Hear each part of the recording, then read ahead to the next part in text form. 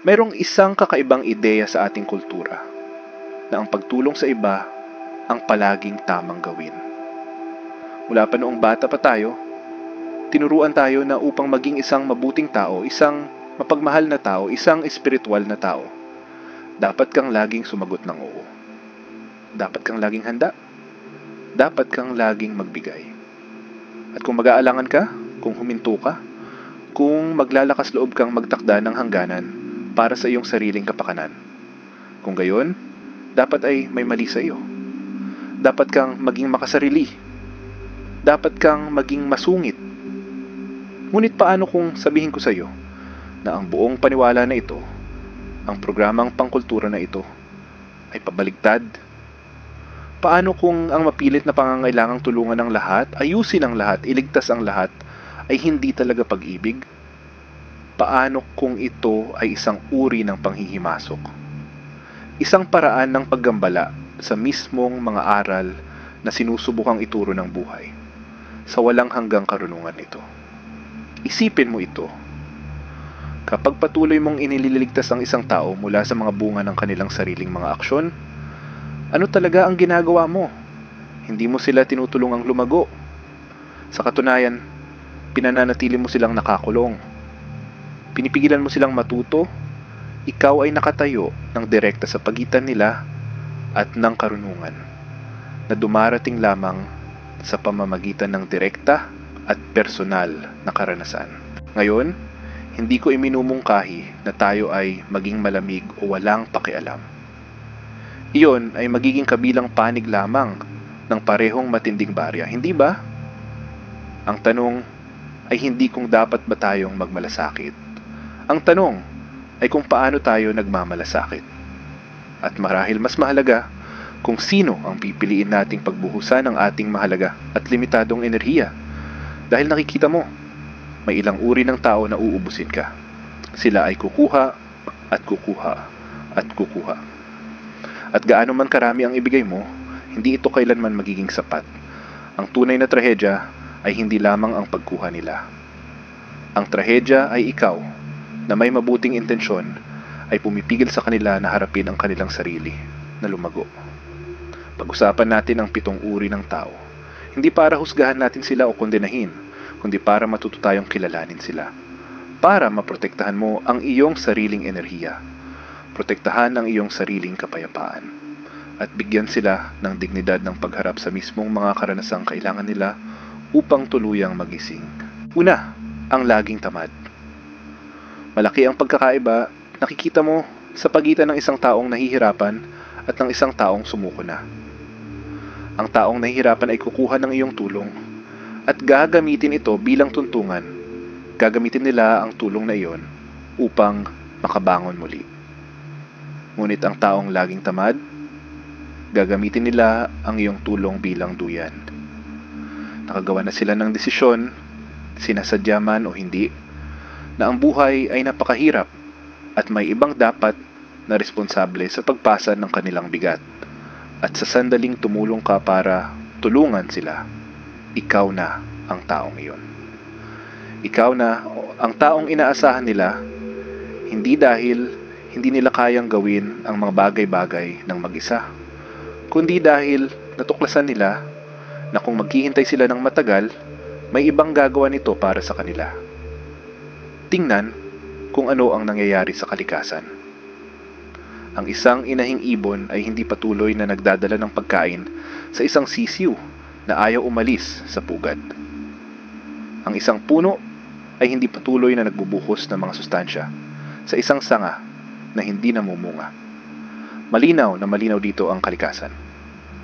Kung ang isang bagay ay hindi nagbubunga, kung hindi ito nakakatulong, sa kalaunan ay mapuputol ito. Hindi ito kalupitan, ito ay karunungan, ay ang taong laging tamad ay laging may maraming dahilan. Ikukwento nila sa iyo ang tungkol sa kanilang mahirap na pagkabata, ang kanilang sunod-sunod na malas, ang kanilang hindi makatarungang mga kalagayan, at karamihan dito ay maaaring totoo. Ngunit narito ang tanong na dapat mong itanong, ano ang ginagawa nila tungkol dito ngayon?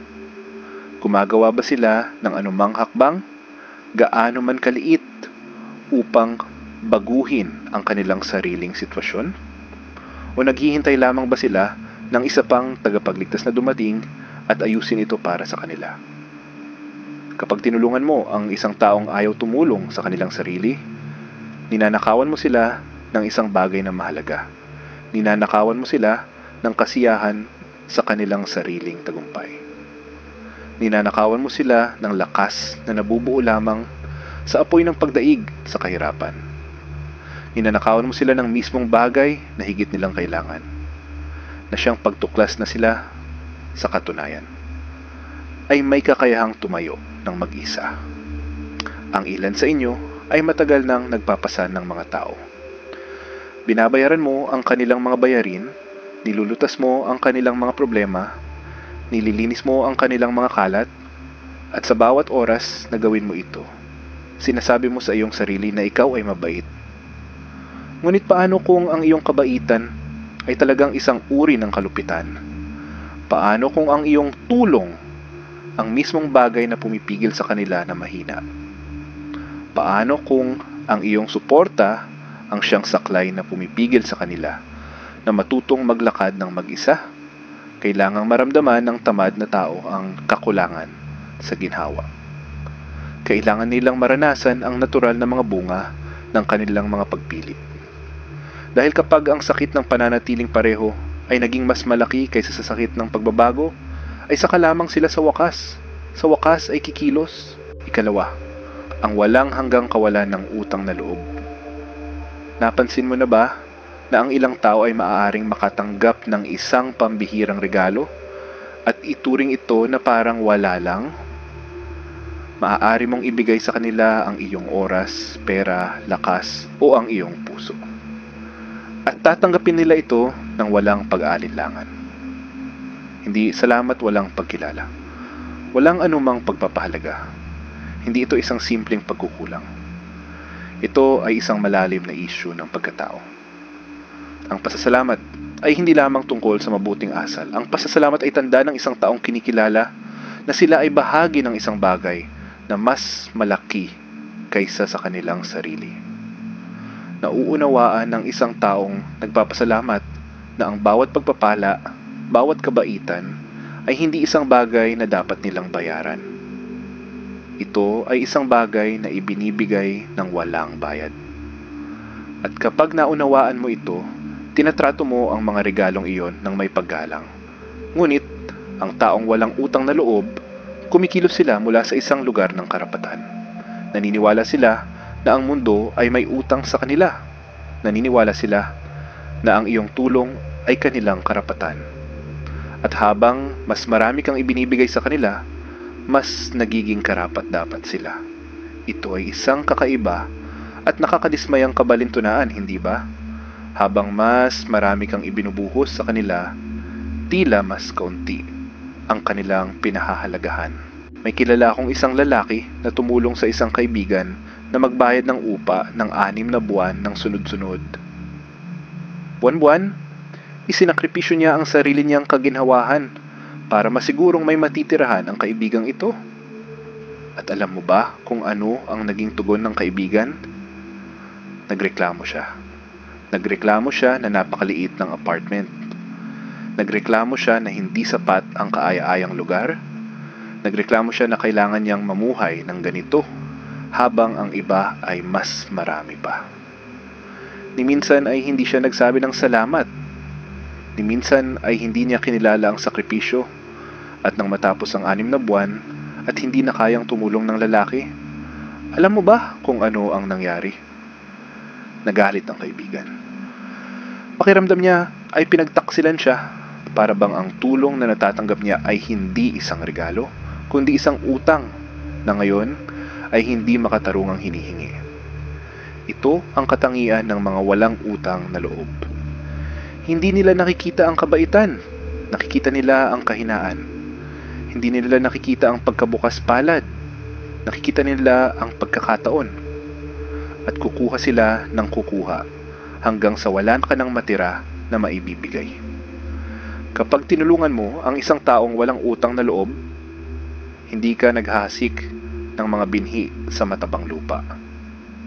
Inihahagis mo ang mga ito sa isang walang hanggang hukay, at kahit gaano karami ang ibuhos mo, hindi kailanman mapupunan ang hukay. Bilang 3, ang mayabang at mapagmataas. May mga tao sa mundong ito na ayaw ng tulong mo. Gusto nila ang iyong pagpapatunay. Ayaw nila ng iyong karunungan. Gusto nilang kumpirmahin mo ang kanilang pinaniniwalaan na. At kung maglalakas loob kang mag-alok ng anumang pananaw na humahamon sa kanilang pananaw, sa kanilang sarili, tatanggihan ka nila at ang iyong tulong ng lubusan. Ang taong mayabang ay hindi nagdurusa mula sa kakulangan ng kaalaman. Nagdurusa sila mula sa labis na pagmamataas. Naniniwala silang alam na nila, naniniwala sila na ang kanilang paraan ang tanging tamang paraan. At sino mang nagmumungkahi ng iba ay bilang default, mali. Ngayon, ang pagmamataas ay isang kakaibang bagay. Madalas itong nagbabalat kayo bilang kumpiyansa, ngunit sa ilalim, halos palaging takot. Ang taong mayabang ay takot na magkamali dahil ang kanilang buong pagkakakilanlan ay itinayo sa marupok na pundasyon ng pagiging tama. Kung aaminin nilang hindi nila alam ang isang bagay, kung aaminin nilang kailangan nila ng tulong, ang kanilang buong pakiramdam ng sarili ay nagsisimulang gumuho. At kaya, sila ay nagdodoble. Nagtatanggol sila, nagtatalo sila, tumatanggihan sila. Hindi mo matutulungan ang isang taong tulad nito. Hindi dahil wala na silang maitutulong, kundi dahil hindi nila ito pinaniniwala ang kailangan nila. At hanggat hindi nila natatanto mismo, anumang ialok mo ay ituturing na isang pag-atake at masasayang. Naunawaan ito ng mga dakilang tradisyon ng karunungan. Hindi hinabol ng kanilang mga guro ang mga tao. Hindi nila sila pinakiusapan na makinig. Sinabi lang nila ang kailangang sabihin at nagpatuloy. Naunawaan nila ang isang napakahalagang prinsipyo. Hindi mo maaaring ipilit ang karunungan sa isang taong nakatuon sa kanilang sariling kahangalan. Ang taong mayabang ay dapat madapa. Dapat nilang maranasan ang mga bunga ng kanilang sariling pagmamataas. Dapat silang tumama ng sapat na malakas upang sa wakas ay tumingala sila at mapagtanto na wala sa kanila ang lahat ng sagot. At saka lamang, kapag sila ay nagpakumbaba, kapag sila ay nasiraan ng loob, saka lamang sila magiging handa na tumanggap ng tulong na malamang ay magagamit na noon pa man. Bilang pang-4 na ang nakasanayang masama. Ngayon, gusto kong maging maingat dito. Nabubuhay tayo sa panahon kung kailan ayaw ng mga tao na gumamit ng mga salitang tulad ng masama o masama. Mas gusto natin ang mas malumanay na wika. Sinasabi nating ang isang tao ay nababagabag o hindi nauunawaan. Ngunit dapat tayong maging tapat. May mga tao sa mundong ito na hindi nalilito. Alam nila ng eksakto kung ano ang kanilang ginagawa. At ginagawa pa rin nila ito. Ang taong masama ay hindi isang taong nagkakamali. Lahat tayo ay nagkakamali. Ang taong masama ay isang taong ginawang paraan ng pamumuhay ang kasamaan.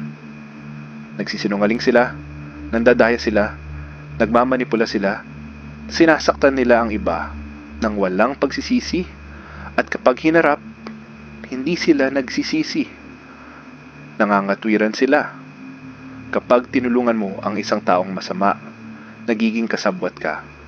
Pinapagana mo ang kanilang pag-uugali. Binibigyan mo sila ng mga mapagkukunan, ng takip, ng enerhiya upang magpatuloy sa paggawa ng pinsala. At hayaan mong sabihin ko sa iyo ang isang bagay, gagamitin nila ang ibinibigay mo sa kanila. Hindi para magbago, kundi para mas lumalim sa kanilang kadiliman. May dahilan kung bakit nagbabala ang mga tradisyon ng karunungan sa iba't ibang kultura laban sa pagsuporta sa mga gumagawa ng masama. Hindi ito dahil kulang tayo sa habag. Ito ay dahil kinikilala natin na ang ilang mga tao ay pumili ng landas na patungo sa pagkawasak. At kung susubukan mo silang hilahin palayo sa landas na iyon laban sa kanilang kalooban, hihilahin ka lamang nila roon kasama nila. Ang taong masama ay ayaw maligtas. Gusto nilang mabigyan ng kapangyarihan. Gusto nila ng isang taong magpupondo sa kanilang mga pakana, magtatakpan sa kanilang mga kasinungalingan, at maglilinis ng kanilang mga kalat. At kung papasok ka sa papel na iyon, hindi mo sila tinutulungan. Nakikipagsosyo ka sa mismong kadiliman na lumalamon sa kanila. Bilang 5, ang walang lunas na hangal. Ang isang hangal ay hindi isang taong kulang sa katalinuhan. Ang ilan sa mga pinakahangal na taong nakilala ko ay napakatalino. Ang isang hangal ay isang taong tumatangging matuto. Paulit-ulit nilang ginagawa ang parehong mga pagkakamali. Binabaliwala nila ang payo. Tinatanggihan nila ang karunungan. Paulit-ulit nilang hinahawakan ang mainit na kalan, at pagkatapos ay nagtataka kung bakit palaging nasusunog ang kanilang kamay. Ang pagkakaiba sa pagitan ng isang matalinong tao at isang hangal ay napakasimple. Ang isang matalinong tao ay natututo mula sa kanilang karanasan. Ang isang hangal ay hindi. Ngayon, narito ang nagpapahirap dito. Ang hangal ay madalas nalalapit sa iyo sa panahon ng pagkabalisa. Sila ay mapapasailalim sa isang krisis. Sila ay magiging desperado. At ang iyong puso ay mahahabagin sa kanila. Gugustuhin mong tumulong. Gugustuhin mong iligtas sila. Ngunit, kung titingnan mong mabuti ang kanilang kasaysayan, makakakita ka ng isang padron. Hindi ito ang kanilang unang krisis. Hindi ito ang unang pagkakataon na nangailangan sila ng pagsagip. Sa katunayan, sila ay nasa eksaktong parehong sitwasyon na ito o isang katulad nito ng maraming beses bago, at sa bawat pagkakataon may tumulong sa kanila. At sa bawat pagkakataon, sa sandaling lumipas ang krisis, babalik sila sa parehong pag-uugali na nagdala sa kanila sa problema noong una. Ang hangal ay parang isang taong nalulunod sa karagatan na tumatangging kunin ang salbabida. Ibinabato mo ito sa kanila, ngunit patuloy silang nagwawala at nagtatalsik at lumulubog. At kung tatalon ka para iligtas sila, aakyat sila sa ibabaw mo. Hihilahin ka rin nila pababa. Hindi mo maililigtas ang isang hangal mula sa kanilang sarili. Tanging ang buhay lamang ang makapagturo sa kanila. Tanging ang walang humpay at masasakit na bunga ng kanilang sariling mga aksyon ang tuluyang makakawala sa kanilang katigasan ng ulo. At kung patuloy kang makikialam, pinipigilan mo ang mga bungang iyon sa paggawa ng kanilang kinakailangang gawain. Bilang 6, ang dalubhasang manipulator. Ang manipulator ay marahil ang pinakamapanganib na tao sa listahang ito, dahil kadalasan sila ang pinakamahirap kilalanin. Hindi sila lumalapit sa iyo na may mga hinihingi. Lumalapit sila sa iyo na may mga kwento. Hindi sila direktang kumukuha mula sa iyo. Ginagawa nilang gusto mong magbigay. Nauunawaan ng manipulator ang kalikasan ng tao. Alam nila na ang mabubuting tao ay gustong tumulong. Alam nila na ang mabubuting tao ay nakakaramdam ng pagkakasala kapag tumanggi sila, at ginagamit nila ang kaalamang ito na parang isang mahusay na instrumento. Sasabihin nila sa iyo kung ano mismo ang kailangan mong marinig. Paglalaruan nila ang iyong mga emosyon. Paparamdam nila sa iyo na espesyal, kailangan at mahalaga ka. At bago mo pamamalayan, gumagawa ka na ng mga bagay para sa kanila na hindi mo kailanman gagawin para sa iba. Ang manipulator ay isang tagapagbago ng anyo. Sa isang tao, sila ang kawawang biktima. Sa isa pa, sila ang hindi nauunawa ang bayani. Binabago nila ang kanilang kwento depende sa kung sino ang kanilang kausap. At kung ikukumpara mo ang mga tala sa iba na nakaranas na ng mga ito, matutuklasan mo sa iyong pagkabigla na ang mga kwento ay hindi magkatugma. Kapag tinulungan mo ang isang manipulator, hindi mo tinutulungan ang isang taong nangangailangan. Pinapakain mo ang isang sistema. Nagbibigay ka ng mga mapagkukunan para ipagpatuloy nila ang kanilang mga mapanirang laro. At sa sandaling tumigil ka sa pagbibigay, Sa sandaling makita mo ang kilos, babaling sila sa iyo. Ipipinta ka nila bilang kontrabida. Sasabihin nila sa lahat kung paano mo sila ginawa ng mali at pagkatapos ay lilipat sila sa kanilang susunod na target. Bilang 7, ang rebeldeng hindi nagsisisi. Panghuli, nariyan ang taong may alam na mas mabuti, ngunit tumatangging gumawa ng mas mabuti. Sila ay tinuruan na, sila ay binalaan na, sila ay naitama na. Ngunit wala silang pakialam. Gumawa sila ng malay na pagpili na magpatuloy sa kanilang mapanirang landas at walang sasabihin o gagawin mo ang makakapagpabago sa kanilang isip. Ang taong hindi nagsisisi ay hindi ignorante. Sila ay mapanghamon. Alam nila kung ano ang tama, ngunit mas gusto nila ang mali. At kapag sinubukan mong tulungan sila, tatango sila at nangingiti at sasang-ayon sa lahat ng iyong sasabihin. Ngunit sa sandaling talikuran mo ang iyong sarili, babalik sila sa kanilang mga dating gawi. Ito marahil ang pinakamahirap na uri ng tao na bitawan. Dahil nakikita mo ang kanilang potensyal. Nakikita mo ang kabutihan sa kanila. Nakikita mo kung ano ang maaari nilang maging kung magbabago lamang sila. Kaya patuloy kang umaasa. Patuloy kang naniniwala na ang panahong ito ay magiging iba. Ngunit hindi kailanman magiging ganito. Ang taong hindi nagsisisi ay dapat na magnais na magbago para sa kanilang sarili. At hanggat hindi nagmumula sa loob nila ang hangaring iyon, lahat ng tulong sa mundo ay walang magiging pagkakaiba. Hindi mo maaring gustuhin ang kanilang paggaling ng higit pa sa gusto nila. Hindi mo maaaring ipaglaban ang kanilang kalayaan ng mas matindi kaysa sa handa nilang ipaglaban ito. At kung susubukan mo, mapapagod ka lang habang sila ay nananatiling pareho. Kaya ano ang gagawin natin sa lahat ng ito? Nanlalamig ba tayo? Nagtatayo ba tayo ng mga pader sa paligid ng ating mga puso at tuluyang tumitigil sa pagtulong sa mga tao? Hindi. Siyempre hindi. Natututo tayong maintindihan. Natututo tayong kilalanin ang pagkakaiba sa pagitan ng isang taong nahihirapan at isang taong naipit. Natututo tayong makilala ang pagkakaiba sa pagitan ng isang taong nangangailangan ng tulong at isang taong gusto lang ng libreng sakay. Natututo tayong makakita ng malinaw, ng walang paghuhusga, ngunit walang ilusyon din.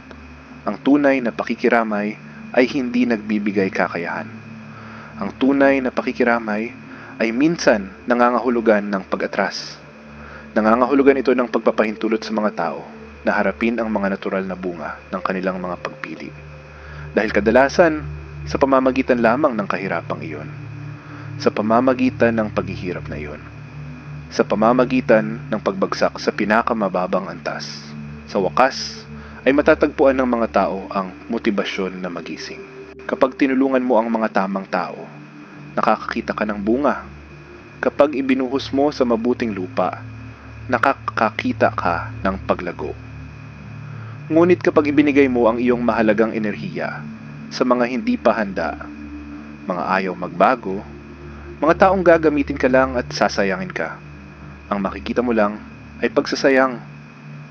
Mahalaga ang iyong enerhiya. May hangganan ang iyong oras limitado, ang iyong mga mapagkukunan. Dapat kang maging matalino kung saan mo sila ilalaan.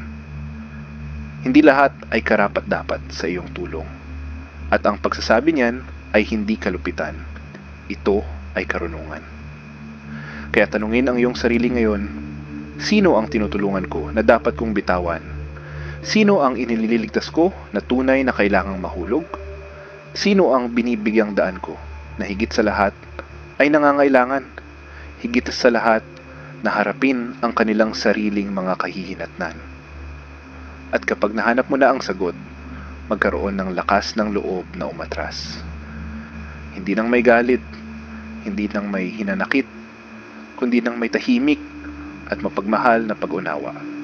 Na kung minsan, ang pinakamahabagin na bagay na magagawa mo para sa ibang tao ay ang hayaan silang maranasan ang buong bigat ng kanilang sariling mga pagpili. Dahil sa huli, hindi mo maililigtas ang sinuman. Maaari mo lamang silang mahalin at ituro ang daan.